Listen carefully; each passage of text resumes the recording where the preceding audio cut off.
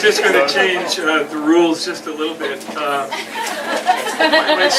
My son Jim owns this place, and he's up in New York opening, as some of you know, Tavern on the Green. So he asked Sally, my wife, and I to come and kind of sit in for a couple years or something. So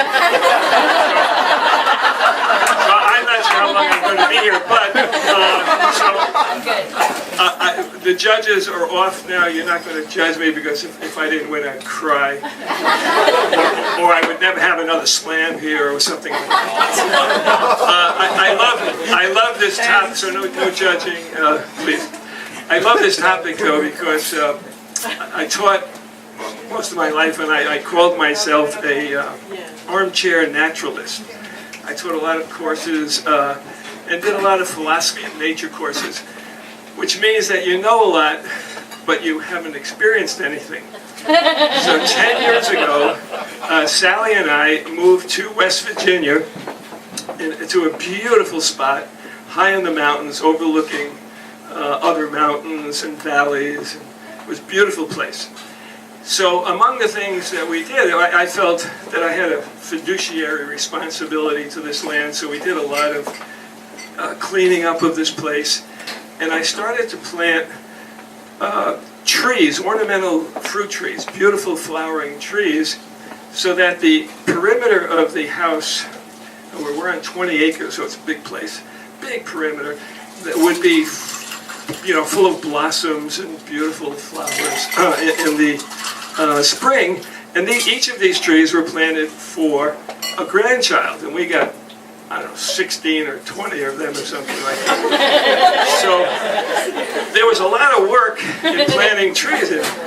Now, the thing about planting trees is it's hard work, and the mortality rate of trees is enormous. So, as a matter of fact, I figured for every 10 trees I've planted over 10 years, I got about 10 alive, so you can see. So this one year I decided, well, what I'm going to do, I was always trying to figure out something, because, you know, I'm a teacher, I should be able to figure things out. So under the gazebo's on the deck, there were posts, and I decided I would, for 1 year, plant these little trees under the gazebo, and I would ring the gazebo with this nylon mesh stuff to keep the deer out. I had been blaming the deer for eating the trees. I think they did. But everything else happened too, as you'll see. So I put the mesh up, and I put sleeves around each of the trees to keep the little rabbits and things out.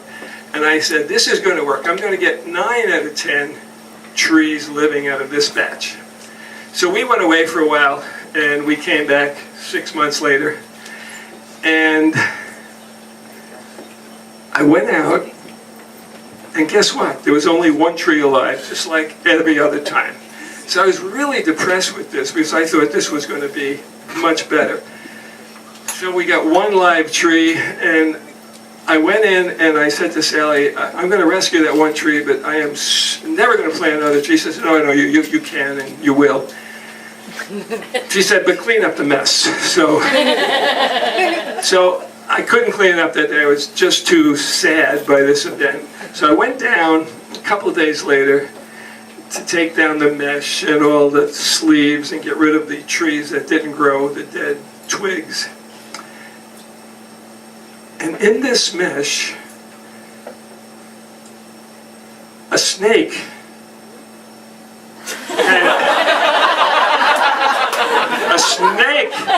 had come in and got himself entangled in this mesh. And, you know, I'm a city boy. This is a snake. This is a big snake. But it was a black snake, and I said, black snakes are probably good. So, and I'm a naturalist, and I'm going to save this snake. But I really couldn't see that well because, you know, I'm getting kind of old, so I ran off my glasses, and I came out and I looked, and there wasn't a snake. There were 2 snakes. 2 snakes, my goodness. So by now I'm shaking. But each snake had got, by the way, I did find out later that there was no way that the 2 snakes were female. They were either a male and a female, or 2 males.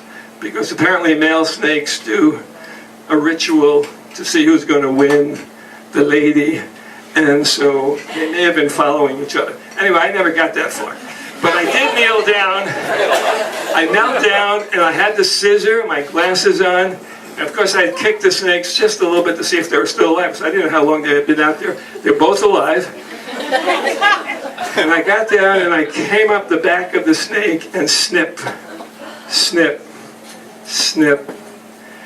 There were about 6 snips required to extricate the first snake, who, when extricated, slithered away. Remember, it's 20 acres, there's plenty of land, into the woods. I was so thrilled that I had saved a snake. So, it was time to save the second snake. I am trembling now because the second snake wasn't as nice as the first snake. And when I got down and started to snip, he started to jiggle. And I snipped the second time, and he jiggled some more. I got terrified. I must confess, the naturalist in me just quit. So I did something really stupid. I kind of got I just got the scissor and I cut around so that the snake could go. And I knew he was dead because you can't have a noose around your neck being a snake because you got to swallow big things. So I felt, here I was, I had felt so good about extricating one snake, and now the second snake is going to die, all because I'm a coward. So I go in, the mess is still not cleaned up, Sally's not happy, there's snakes running all around the place. I don't dare tell her, she'll have me sell the place and move. So the next day, our friend Mark is now the quintessential West Virginia kind of mountain man. He looks like everything that you can think of the way he should look, that's the way he looked. I happen to like him. He's a wonderful guy. He's a great outdoorsman. So I tell him this story before we go out to do the chores that we were going to do together. He helps me cut wood and stuff. And I go back to look at where I had made this disaster, and guess what happened? The second snake, the one who still got the noose, has re-entangled himself. So I say, hey, Mark, come over here. And of course, it's easy with 2. Mark just stands on the snake's head, and I get back down there and cut, snip, snip, snip, snip. And Mark, the mountain man, picks up the snake from just behind the head and behind the tail. I mean, this guy is terrific, right? And he goes like this, and he walks over to the woods, and he, boom, throws the snake. And I started to feel good again. He came back and he said, hey, Bob, you know what? I said, no, Mark, what? He says, that was the biggest timber rattler I had ever seen. And I fainted.